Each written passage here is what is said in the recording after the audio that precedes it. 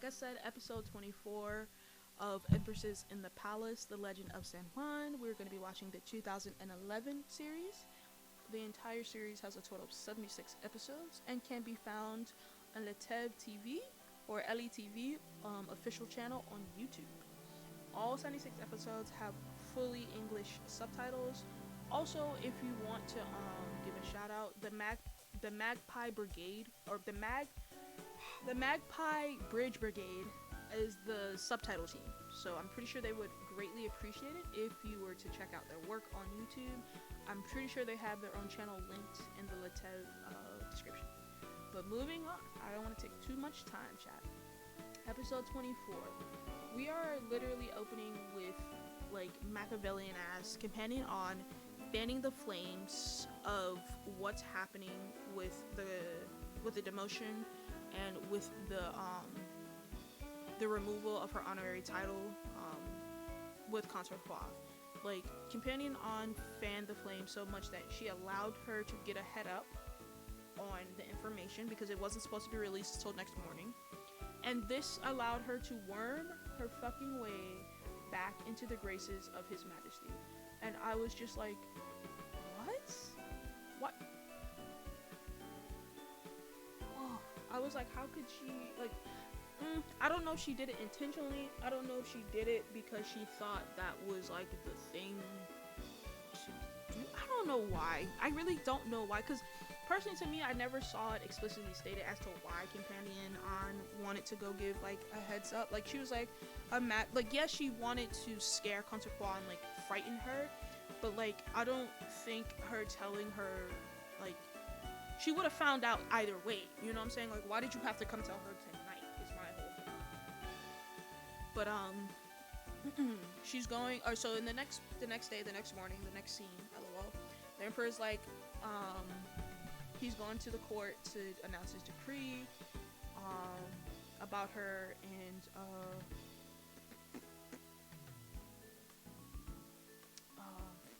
how do you say, I lost my train of thought. Moving on.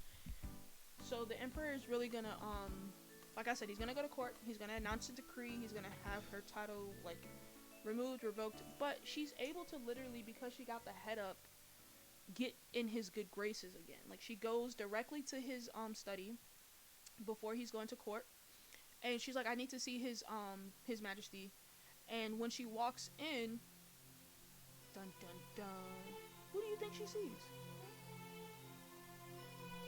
Who do you see? Who do you think she sees?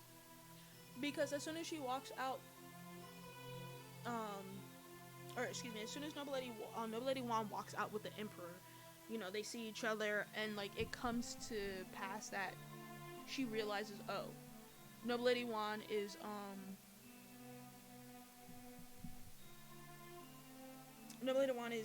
probably the reason why she was like gonna be demoted and get like what's it called? Get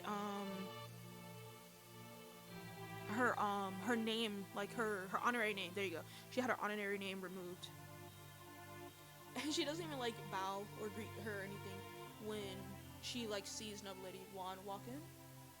And so the Majesty is like, what is so urgent that you have to come immediately with me right now, or you have to come immediately to meet me right now.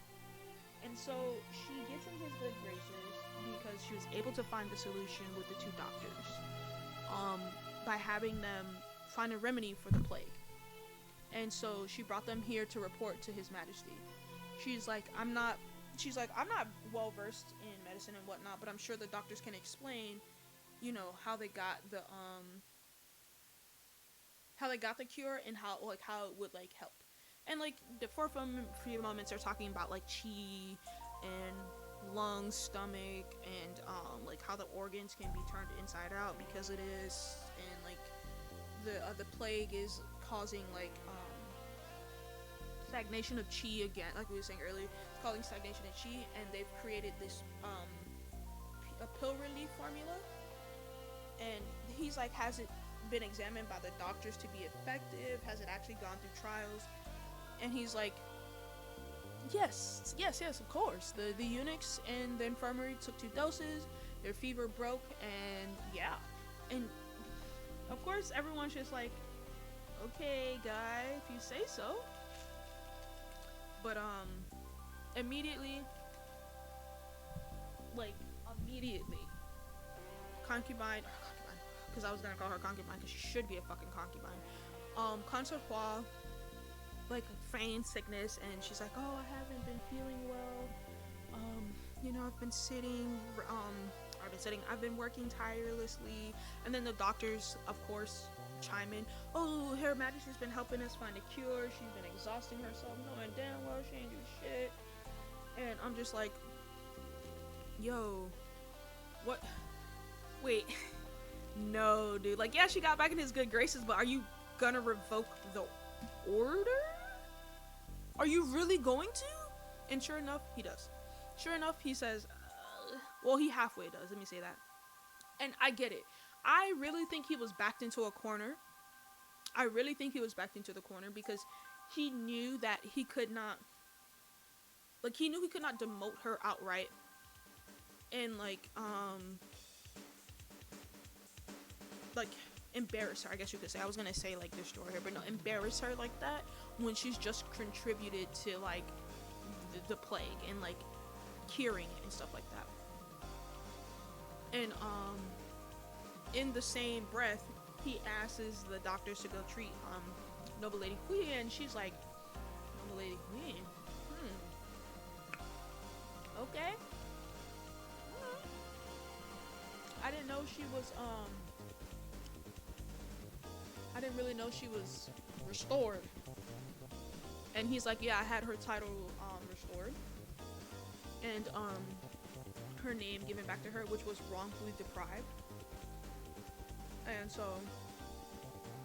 immediately Noble Lady Hua's like, or Noble Lady, immediately Consort Hua is like, oh, she must have suffered so much and must be relieved to hear this. She deserves such compensation from you, you know? And so she turns around, such happy news, Noble Lady Huan. You and your sister don't need to worry anymore. And it's like, oh, fucking bitch. That was just like, she's like basically taking puck shots right now. Oh, y'all don't have to worry. It's gonna be fine. Don't worry about it. Type shit. And I'm just like, what? And then I realized, oh, she's adding on to the current strain of like their relationship that her and the Emperor has. And I'm just like, oh, I really don't. Maybe she's about to surpass Nin Ganyao, because every time I see her do some shit, I'm like, I really helped you. I helped hate you. Anyways, moving on. She starts to begin to like plead her case and all that shit. And he's like, anyway, I've always been fair about awards and punishments, so here's what's gonna happen. This is what I meant by he like takes away half of her punishment. He only takes away her honorary name. He doesn't, and like he confines her in her palace. He doesn't do anything else. He doesn't demote her like he said he was. So therefore the power she has still reigns. And so like when she walks out, so Pashong's like, do I still need to deliver the order? And she's like, don't worry about it, because you quite literally will lose your job, and you don't want to do that, so don't deliver the decree. And Su Peshong's like, okay, I guess. She's like, if you do end up delivering a decree, it will be one to promote her. And Su Peshong's like completely like bewildered, like, what? Like, I thought, what? And Su Peshong's so out of the loop, it's hilarious to me. But moving on.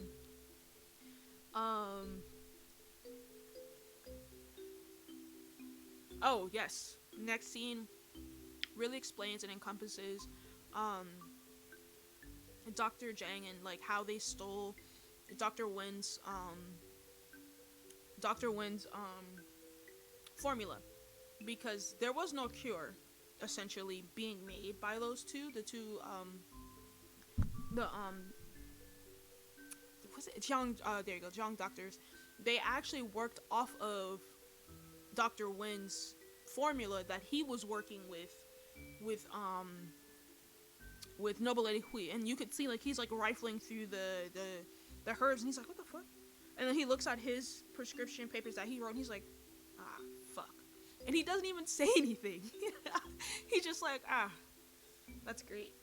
So it's real good to know. Like, cause I think he knows that because of who was backing the two Jiang doctors, like, he knows Cancer Hua is not someone he can contend with on his own, so he kind of like sits down and lets it be.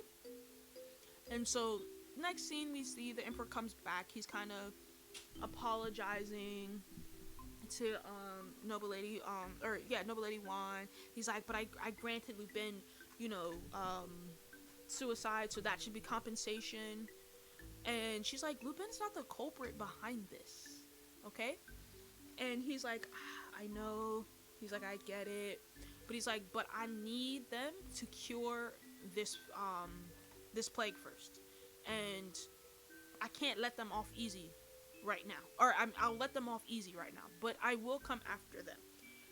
And he's like explaining this to her, and he's like, I hope you understand that I can't be around as much, and so basically telling her, because your plan only halfway worked, and yeah, you did get her a little bit, you got your tit back, she kind of has a leg up on Noble Lady Huan right now, because she was able to get the cure via her 2 fucking informants, and 2, because once again her brother's still doing things and making moves in the borderlands and fighting against the factions that go against the Emperor. He realizes, okay, I need to placate her, so he's going to be spending more time with her now. And so Noble Lady Huan, this is kind of like one of the realizations where she realized in the harem, the women's future rests upon the literal pillow of the Emperor, but the Emperor's future rests upon the pillow of the country. So I can't, as just a woman, fulfilling, a warm spot or just any spot next to him, I, as that woman, can't ask him not take the consideration of the nation first when it's so many more people. And what that means is because he recognizes that even though Ningguang Yao is a piece of shit, and even though, yes, he quite literally is very rude and disrespectful to the Emperor, he needs them. And that's what happens here. Of course, Noble Lady Huan, she starts to cry, she's sad, and Jinshi gives her one of the best pieces of advice that I've, seen throughout this series. And it's not about right or wrong. That doesn't, that it won't do anything. That's the least important among the concubines. It's what goes. What matters is what goes, or what matters is what goes, or what His Majesty says goes. There you go. And who he chooses to trust. And it's like, now she's saying you have to start thinking of a way to reduce the suspicion that the Emperor thinks you can, reduce the suspicion that the Emperor thinks that you did this purposefully. And so she gets a little upset, and she's like, why would you say reduce and not completely remove? And Jinshi's like, if you think you could do that, go ahead, girl. Basically, she's like, if you think he's not gonna suspect you no more, good. Anyways, and I was just like, oh shit just got serious. The most notable thing to me in the series next is we had Companion on allowing her insecurities and the judgment and the talking of others get to her. And what I meant with that was because after we talk with Jinshi and we talk with we also see Noble Lady Fuka, her pregnancy's upsetting her a little bit. And then after that we have Concert Hua and the Emperor eating. But the next thing that was of importance to me was, like I said, Companion's insecurities have quite literally laid the foundation for her evil villain arc, okay? Homegirl is about to step into such a role when she's doing this, while doing this, because she doesn't realize how it's affecting her friends around her. Well, no, she does realize, because she's starting to see she's starting to see Noble Lady Wan as kind of like a thorn almost, and then she doesn't care for Noble Lady Shen or Hui, excuse me. So she's just like, yeah, I don't really care how it affects them. But you can also see that she still somewhat has a sisterly affection bond for for Noble Lady Wan, and doesn't want to like harm her directly. And I'm just like, okay, like, yeah, but you're still quite literally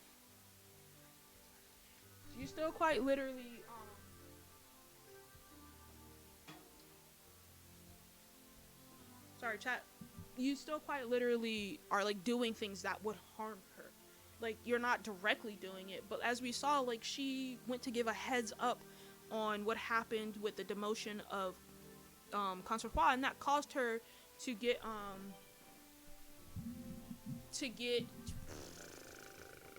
do you say? It caused Consort Hua to get a plan going, get the ball rolling on how she could try and avert that.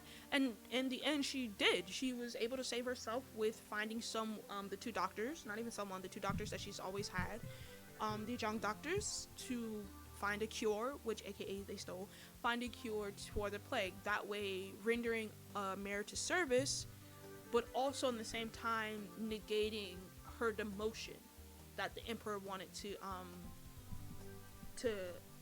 expose on her. But yes, next episode, our next scene that was important. So yeah, we're all talking about it. Okay, lost my train of thought again, chat. I'm all over the place today. Yes, Noble Lady Wan is with the emperor, but in the back, Companion An is like waiting in the west chambers for the emperor. And because the emperor started talking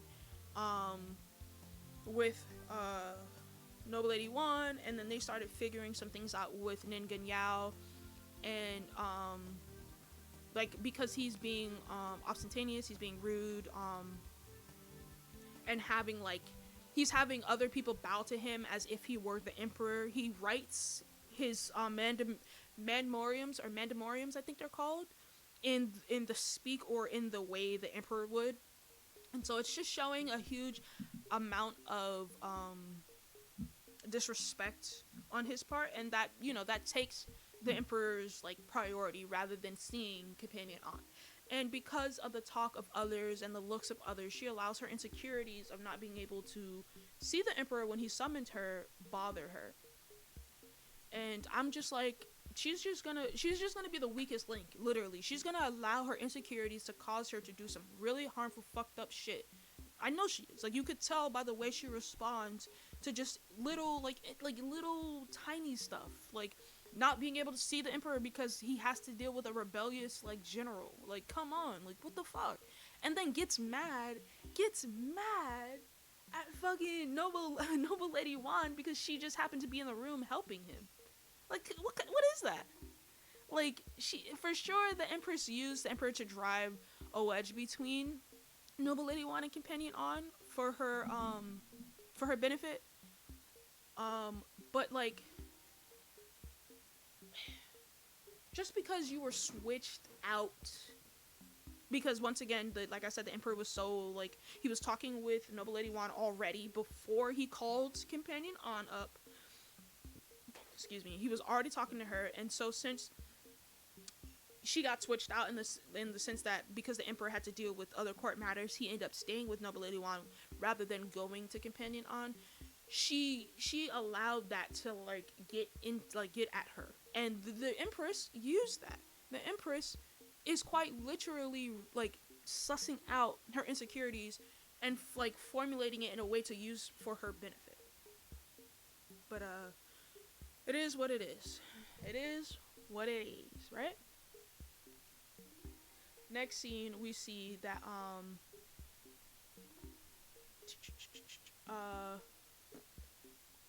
oh no, I forgot all about this. Okay, so the emperor kind of like placated Consort Hua again, and it's like, wow, you really see why he has to do it the way he does, because he knows for a fact if he does it, she's gonna complain to her brother. Her brother's gonna do some crazy shit, which he's already doing, by the way. And we see one of those things that happens in the story, because she went to go complain to her brother about how, like, some, like, Noble Lady Huan isn't, like, allowing her to see the Emperor as much anymore. Her brother then goes after Noble Lady Huan's father and gets him demoted. Gets him literally fucking demoted, bro. And I was just like, what? Because you couldn't see her? That's crazy. Sorry, chat. I got a little very, very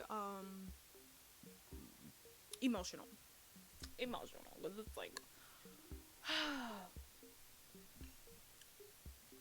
so we also see in the next scene that Companion On is celebrating the demotion of her her supposed sister's friend. And her mate's like, you're still being, like, kind to her. Like, why are you being nice? She, like, had you waiting to go see the Emperor, and then she switched, like, she took your turn to go see him. Like, why do you even care? She's like, you know, I actually feel a lot more relieved. She is better than me in any way, and she gained a lot of favor from the Emperor. She has a better family background. I'm actually relieved, because now her father's demoted. And because of her father's demotion, she's no longer distantly above me. And when I say that's the most asinine and ass-backwards train of thought, it's like, I don't even understand. What do you mean? Like, first, in my opinion, first of all, you could never compare. Okay, you can't compare, you can't compete, honey. But, like, babes, you're beautiful, but you aren't a Zhen Huan, okay? You're your own person. And I'm just like, this is kind of sad. Like, she gonna go out sad. Like, she gonna go out childless, loveless. Like, she just gonna get used for everybody's benefit, and it's gonna be sad as fuck. But am I sad for her? No, I'm waiting to see it, chat. I'm waiting to see it. Anyways, moving on. We see that the Emperor and the Empress are talking, and we see that, how do you say, the Empress is, yes, she's speaking, like, up for Consort Hua, but not necessarily because she wants to. She knows the Emperor would like it if she did that, and it would also, like, make her look good if she was this, like, all forgiving and all loving, like, wife. Like, if she could be that for him, that's all he wants from her, and that's all she tries to do. And it's kind of sad, because you see her going outside too. They were discussing, oh yes, because they removed Consort Hua's palace management abilities. Or should I shouldn't say abilities, because that was weird. Her palace management, like, permissions. There you go. They're discussing it, and so the queen picks up on the hint that the Emperor kind of wants her to have that again, so he can kind of, like, placate her as well. Once again, placating, that's all he likes to do. So she's like, it would be inappropriate me to keep her out of, like, the palace management. And he's like, oh yeah, she's always made contributions, you know, and she even made contributions now to stop the plague. She's now decorous and prudent, you know. I really think she turned this around, right? And, you know, he's like, yeah, we should reinstate her authority. And it's like, the queen's like, okay, we'll do that. But there's one thing I want to mention about Noble Lady Huan.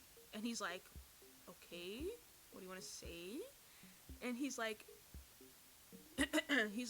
I punished her father for, you know, his own, like, thing, you know, due to my own discretion. This ain't got nothing to do with her, okay?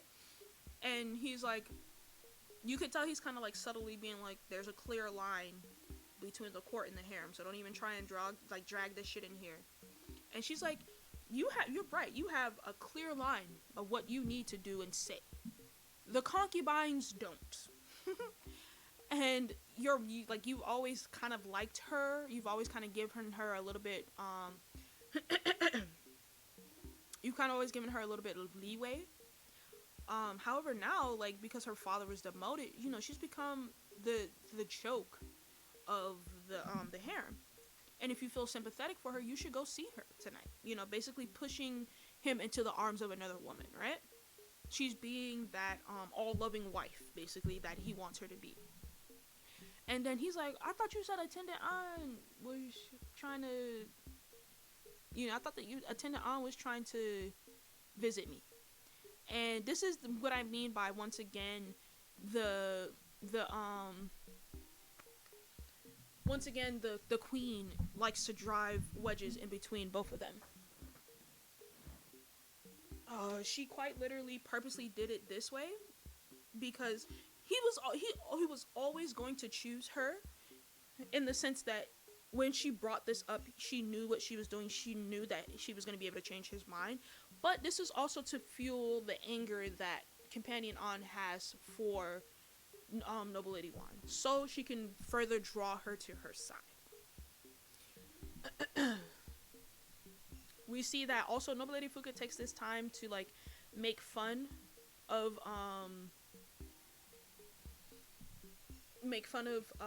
Companion An again. She's just being the shitty person, the shitty instigator that she is. But doesn't really do anything for herself, because like Noble Lady Fuka is like, she's already like, everybody already gunning for her because she's pregnant. So it's like, girl, you already like about to get like, you already about to get it, dog, like straight up. So I don't know why she keeps putting herself in like everyone's like purview, like view, like that they can just kind of start targeting her, but she does. And so the next scene is all the women once again are giving their greetings to the Empress, and the Emperor is there. And so they happen to mention what happened last night. Everyone used the camera pans to everyone's faces involved. Noble Lady An looks pissed. Noble Lady Huan is like, oh. And then Consort Hua is like, And so excuse me. So we see that the Emperor is there because he's making the announcement to restore the authority of Consort Hua in assisting in palace management. Because of her contributions to the plague and how like she was able to help so much. So she thanks His Majesty, she's all happy, blah blah blah. She also says he also says that you have to fulfill your duties as like a consort. And so he also, and I think this is his way of kind of adding his own checks and balances, he also promotes concubine Jing to consort. He gives her the title consort Jing. And he does this as, I feel like he does this as a way to be like, I've given her palace management back, but I've kind of given someone else a little bit of promotion. No, well, he gave her promotion, and then he gave Consort Hua her power back, or her authority back, so it was kind of like a cushion to her fall, saving her. And so, you know, she feels a lot propped up, and in a way she feels promoted even more so, because once again, she just like narrowly missed a demotion, only to have her power restored, her full authority restored, and now she's getting credit for recommending the 2 doctors who, you know, found the plague. But like I said, he does this to try and do a checks and balances for the Empress and for Consort Hua, by having Consort Jing helping out and aiding and lightening the burden for the Empress. So now it's not just Consort Hua doing the palace management, it's also Consort Hua and Consort Jing. So there's a little bit of check and balances there, like I said before, and you can tell Consort Hua's like, ugh, this is so annoying. But everyone's smiling, everyone's happy, because they know what it means. Everyone's just like, ugh. And so Noble Lady Juan is like, congratulations, and even consort like Hua is like looking at her, like giving her the evil eye, and like, Sorry, I was just looking at it again. I'm watching the replay of her face, and she's like staring daggers at her. And like Concert Jing is like, okay, let me make sure I'm not too close. But yeah, that was pretty much it for that scene. The last scene that I wanted to talk about, that was like of notable or of a notoriety, I guess, was finally Noble Lady Hui has woken up. Her fever has broken, and Noble Lady Wan has now the ability to come visit her without fearing of being sick and catching the plague. And so she's come to tell her the great news. She's like, you've been reinstated, I'm glad. And she's like Noble Lady Hui is just like, what is there to be glad about? He's like, I've been trapped in like this well kind of thing. And so in order to change the subject, you know, they start talking about Consort Hua's power and her getting her authority in palace management again. And like, you know, they kind of feel like all their efforts are in vain, basically. They kind of are just like, we basically did all this for nothing. And so I like Noble Lady Hui, to me, like when the camera panned onto her face, she looked sad, but I feel like the literal next episode she's gonna be like, nah, fuck that, we gonna get this bitch back. We're gonna get this bitch back. But that is the end of episode 24. With my final thoughts, we now have Consort Hua back in power / favor, and everyone is running for the hills. Noble Lady Fuka has become a new thorn in everyone's side. So we know she or her baby won't last long.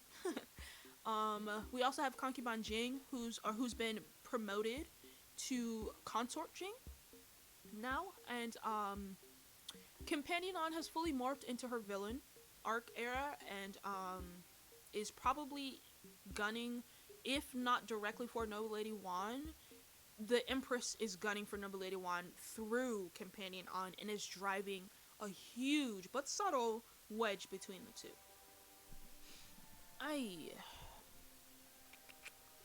Oh, chat, with that being said, I think we are done. Yes, that is the last of our episode. Woo, we did it! We did it.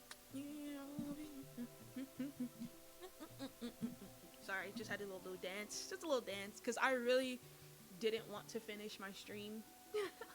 I was so angry at losing my bitrate, and then therefore the other or the last 30 minutes of would have been a full episode. Now is a 2-part episode, which annoys me, but it is what it is.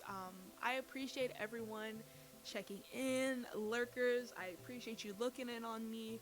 If you have any time out of your day, please feel free to leave a comment.